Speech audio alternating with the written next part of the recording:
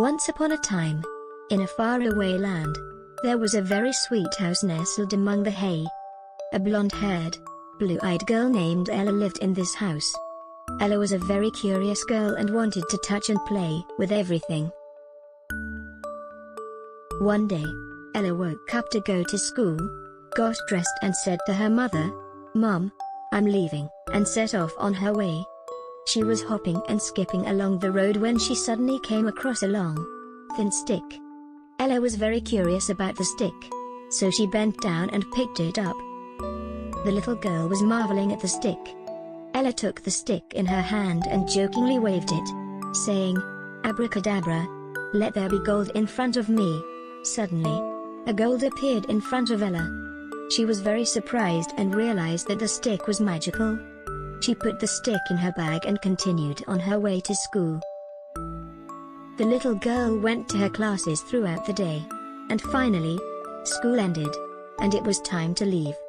Ella took out the stick and said, "Abracadabra, teleport me home." Suddenly, she found herself inside her house. Ella ran to the room and changed her clothes.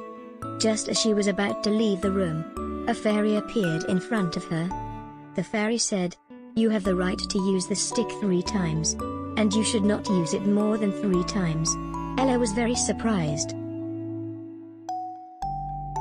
The next morning, Ella wanted to surprise her mother, so she said, "Abracadabra, let the house be cleaned, and breakfast be ready." Ella immediately called her mother, and the two of them had breakfast together. Ella put on her shoes, but she couldn't tie the laces. So she said to the stick, "Abracadabra, let the shoelaces be tied," and the magic stick disappeared. The fairy came and said, "Little girl, I told you that you have only 3 uses of the stick, so the magic stick is no longer yours."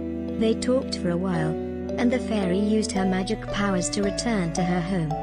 Suddenly, Ella bumped into something hard. When she opened her eyes, she realized that she had fallen asleep on the couch and that everything she experienced was just a dream.